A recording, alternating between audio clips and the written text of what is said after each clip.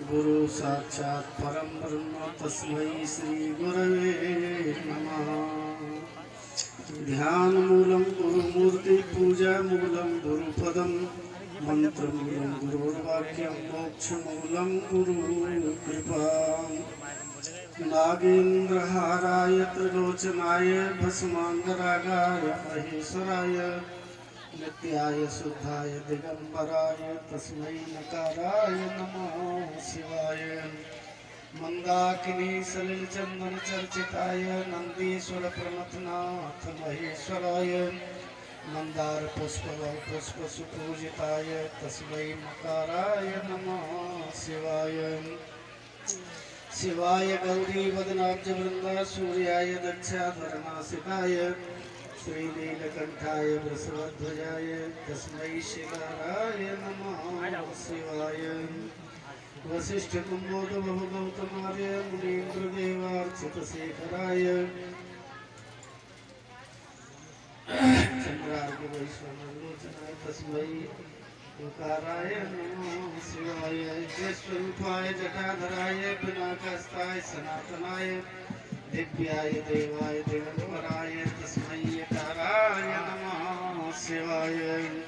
बोलो शंकर भगवान की, आनंद कंद भगवान की। महामान व्यास पूज्य संत चरण बंधुओं माताओं में पूछ देता हूँ। मैं किसी विषय का विद्वान नहीं, ना ही अपने को विशेष पढ़ा लिखा मानता हूँ। जो कुछ कहने जा रहा हूँ आपके सामने आएगा। 2 मिनट प्रभु का कीर्तन करने जिससे वाणी पवित्र हो जाए। सीताराम सीताराम बोल लगन तेरी लग जाएगी।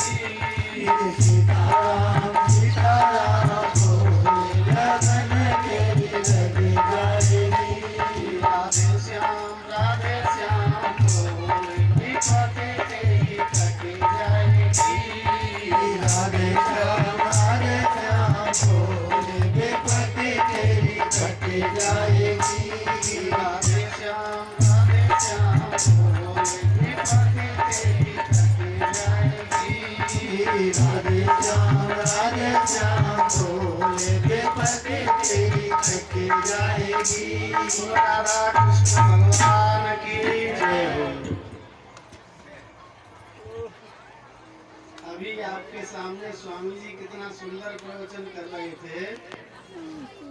उन्होंने कहा था संतों के प्रति दुर्भाव नहीं रखना चाहिए। अब बात तो ये है, संतों के प्रति दुर्भाव रखने का मतलब हमारे अंदर कमी होती है, वही तो दूसरे के अंदर दिखाई देगी।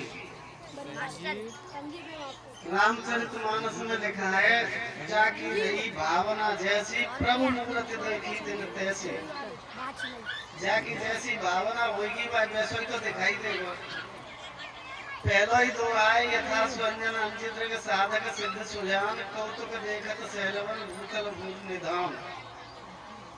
जाके नेत्रों पर जैसो चश्मा चढ़ो है भाई वैसो ही दिखाई देगो, हरो होएगो तो हरो दिखाई देगो, लाल होएगो लाल दिखाई देगो, पीलो होएगो पीलो दिखाई देगो, सफेद होएगो तो सही दिखाई देगो।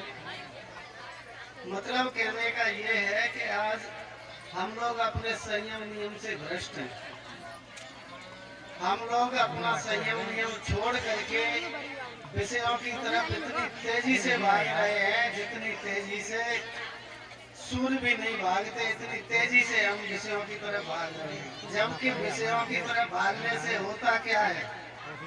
अष्टावक्र जी कहते हैं सुख मिच्छति चेतात् विषयान् विषवद्य। हे मनुष्य, हे जीव, यदि सुख चाहते हो तो विषयों को विषय के समान त्याग दो। स्वामी शंकराचार्य जी कहते हैं बद्धो कोयो विषयानुरागी, को वा विमुक्तो विषय विरक्ता, को वास्तु घोरो नरक स्वदेया तृष्णा क्षया स्वर्ग पदम किमस्ति। यही बात स्वामी शंकराचार्य जी ने कहा है कि बंधा हुआ कौन है? जो विषयों में अनुराग रखता है, यानी विषयों से जो प्रेम रखता है वो बंधा हुआ है। अब देख लो, आप कहीं भी जाते हैं, रिश्तेदारी में जाते हैं या तीर्थ करने जाते हैं, बंधन कहाँ है? घर की चिंता लगी है, तीर्थ की कोई चिंता नहीं है, परमात्मा की कोई चिंता नहीं, घर का होता रहेगा। पता नहीं मेरे घर क्या होता होगा, तो बंधन है। बद्धोय कोयो विषयानुरागी, कोवा में भक्तो विषय भी रखता, और इन्हीं विषयों से यदि हट गया, इन्हीं विषयों से यदि दूरी बना रही तो विरक्त हो जाएगा, सन्यासी हो जाएगा, उसे कोई परवाह नहीं रहेगी। पढ़ा है तो पढ़ा है, जा रहा है तो जा रहा है, खा रहा है तो खा रहा, नहीं खा रहा है तो नहीं सही। तो अब होता क्या है? बद्धो कोयो विषयानुरागी, को वा विमुक्तो विषय विरक्ता, को वास्ते घोरो। घोर नरक क्या है? चेला पूछता है गुरु जी को, घोर नरक क्या है? तो गुरु जी कहते हैं अपना देह ही घोर नरक है, दूसरी जगह कहीं नहीं है नरक।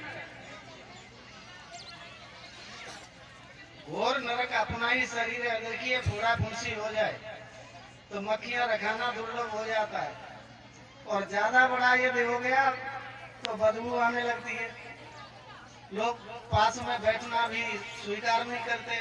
तो ये क्या है? अपना शरीर ही तो घोर नरक है। और स्वर्ग क्या है? स्वर्ग कहते हैं तृष्णा का क्षय, यानी हमें जो आसक्ति है कि हम जाऊ कर लें, बाहू कर लें, पैसा इकट्ठा कर लें, फलानो कर लें, तो ये आसक्ति जो है, ये तृष्णा जो है, यही यदि हमारी हट गई, यदि यही तृष्णा हमारी छूट गई तो स्वर्ग के सुख में हम बैठे हैं। और संत महात्माओं को देख रहे, किसी प्रकार की चिंता नहीं होती, नहीं तो बिना भैंसी की चिंता है, न बिना रोटी की चिंता है, न बिना चिंता है कि हमें आलू में दवाई डालनी पड़ेगी, गेहूं भरनी पड़ेगी। काहे? तृष्णा है। बिना देखिए कि कहीं भंडारा हो रहा है, चलो, नहीं हो रहा है जी बैठे, काल के काम में कहूँगे ना तो मिलेगी। तो ये चीजें जो है हमारे जीवन में हमें सुख और दुख की तरफ प्रेरित करती है। यदि हम सुख चाहते हैं तो इन चीजों से हम बचाव रखें, और दुख चाहते हैं तो इन चीजों से प्रेम करें। ये श्रीमद् भागवत की कथा, श्रीमद् भगवत गीता की कथा, श्री रामचरितमानस की कथा, अन्य पुराणों की कथा सब यही सिखाती है कि जीव को सुख मिलना चाहिए। जीव चाहता है कि हम सुख की तरफ जाएं, दुख की तरफ न जाएं, लेकिन होता उल्टा है। क्यों होता है? कि हम जिस चीज से हमें सुख मिलना चाहिए उसको तो छेड़ देते हैं, और जिससे दुख मिलता है उसको पकड़ लेते हैं। रामचरितमानस में तुलसीदास जी ने कहा है, कांच कृत बद लेते नहीं, करते डारे पर स्मर दे। कांच की कृत क्या है? कांच का टुकड़ा क्या है? विषय। और परस्मणि क्या है? विषय त्याग।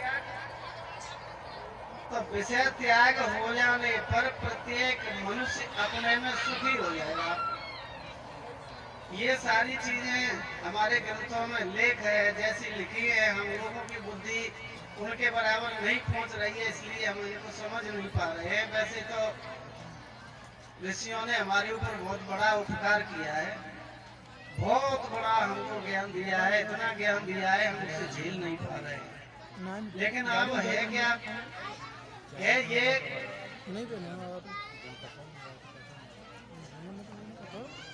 समट समट जल भराए तलावा, जिम सदगुण सज्जन पहे आवा। देखिए पानी बरसता है तो कहाँ जाता है? नीचे को, और जहाँ नीचे गड्ढा होता है उसमें इकट्ठा हो जाता है। इसी प्रकार से यदि आपने सज्जनता धारण कर ली, आप सज्जन बन गए, तो सद्गुण अपने आप आपके अंदर आएंगे, बुलाने नहीं पड़ेंगे। सज्जनता तो धारण करो, यदि सज्जनता धारण हो गई तो गुण सद्गुण अपने आप ही इकट्ठे होते रहेंगे। जैसे पानी नीचे गड्ढा में इकट्ठा होता है, ऐसे ही सद्गुण अपने में इकट्ठे होते रहेंगे। हम सज्जनता धारण करें। अब देखिए सज्जनता कैसी होती है। सज्जन सुकृत सिंधु सम कोई, देख पूर्व विधि बाड़े जोई। सज्जनता कैसी होती है? अब आप लोग ये सोच रहे होंगे सज्जनता किसे कहते हैं, क्या होता है?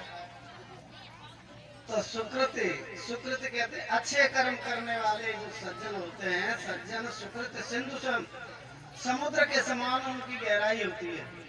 समुद्र से उपमा दी गई है, समुद्र की धागा में ले पाई है, ऐसे ही सज्जन की था कोई नहीं ले पाएगा। सज्जन सुकृत सिंधु सम कोई, समुद्र के समान उनके अंदर गहराई होती है। कैसे? अब इतना गहरा समुद्र है, लेकिन देख पूर्व विधि बाड़े जोई। चंद्रमा पूर्णमासी को उदय होता है, और पूर्णमासी के चंद्रमा को देखते ही वह उमड़ पड़ता है ऊपर को। ये सज्जनता का लक्षण है। लक्षण का मतलब ये है, ये लक्षित करता है कि दूसरे के गुण देख करके हमको हर्ष हो, दूसरे की प्रक्रिया देख करके हमको हर्ष हो कि ये सद्गुण बरत रहा है तो ये बहुत अच्छा है। यदि दुर्गुण है तो वेद के आदेश की भी जरूरत है। वेद कहता नहीं है कभी कि हम दुर्गुणों की तरफ जाएं। क्यों? वेद में लिखा है विधि निषेध। विधि कहते हैं सत्कर्मों को, निषेध कहते हैं दुष्कर्मों को। तो हम विधि का विधान तो स्वीकार करें, निषेध को छोड़ दें, तो हमारे अंदर सज्जनता आ जाएगी। इस तरीके से यदि हम सज्जन बने रहे तो परमात्मा की हमारे ऊपर अनंत कृपा होगी। हमको मालूम पड़ता है, किसी किसी को ये मालूम पड़ता है कि ये कहाँ से आ गया सारे, ऐसे बोल रहा है। चलो अबोलो आनंद कंद भगवान की। चलो ले